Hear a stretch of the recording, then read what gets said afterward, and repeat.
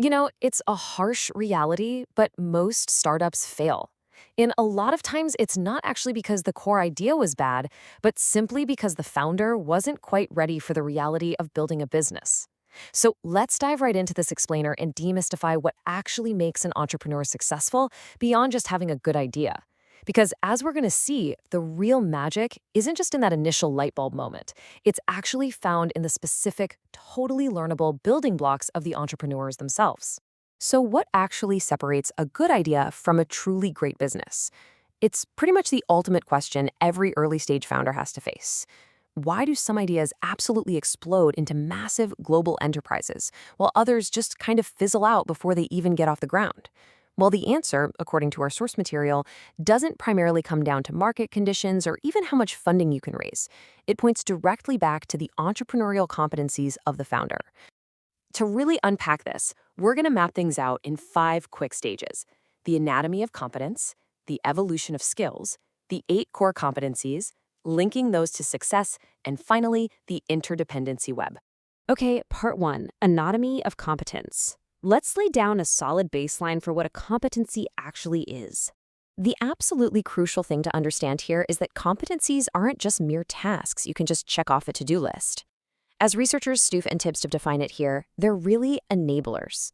It's this powerful, high-level blend of your knowledge, your skills, your attitudes, and your motivations. You see, you don't just do a competency.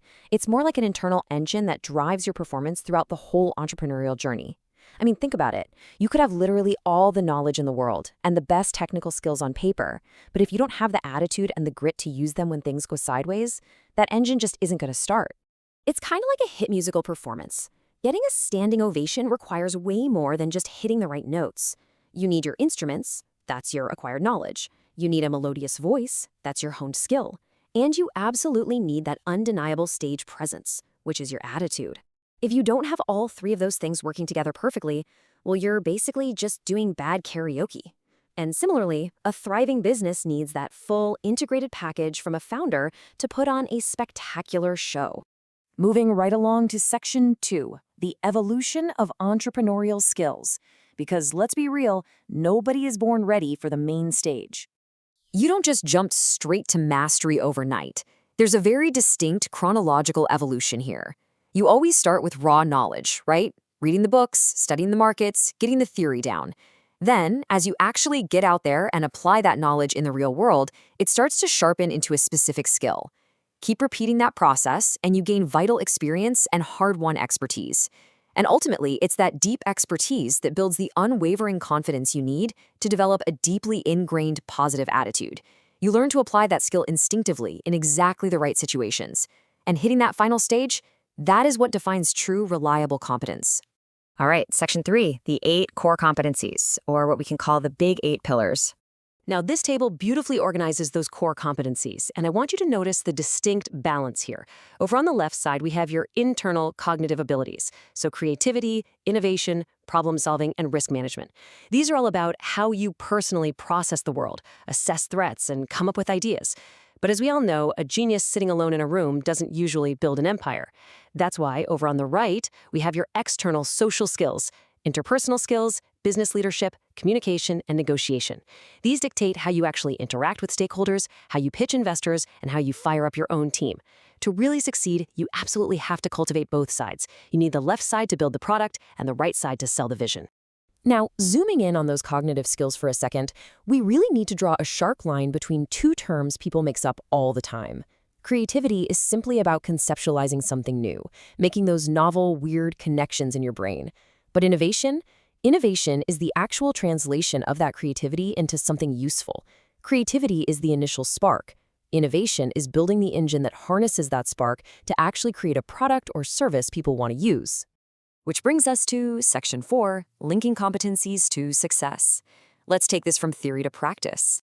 So out in the real world, entrepreneurs leverage their innovative competency through 3 main paths. It ranges from incremental innovation, which is like figuring out how to make a smartphone battery last just an hour longer, all the way to radical innovation, which is what creates completely new markets. Think back to when smartphones first replaced basic flip phones. But then there is the ultimate goal, the most intense form of all: Disruptive innovation. We have to highlight this one because it is incredibly powerful. It literally has the potential to wipe out existing solutions and totally upend the current market equilibrium. It forces the old guard to either adapt instantly or die. And this is exactly why having deep innovative competencies is so critical for a founder. You don't just want to be the one causing the disruption. You need the agility to survive the rapid technological shifts caused by your competitors too. But hey, beyond just innovating, there's another massive lever for success, and that's problem solving. Only it isn't just about finding a clever fix, it is entirely about speed. The source material makes it super clear that the sheer speed of your problem solving is a massive competitive advantage. Being a nimble, fast-acting problem solver is exactly what allows a tiny startup to vault right over hurdles and completely blindside those slower, established corporate giants who are just bogged down in endless red tape.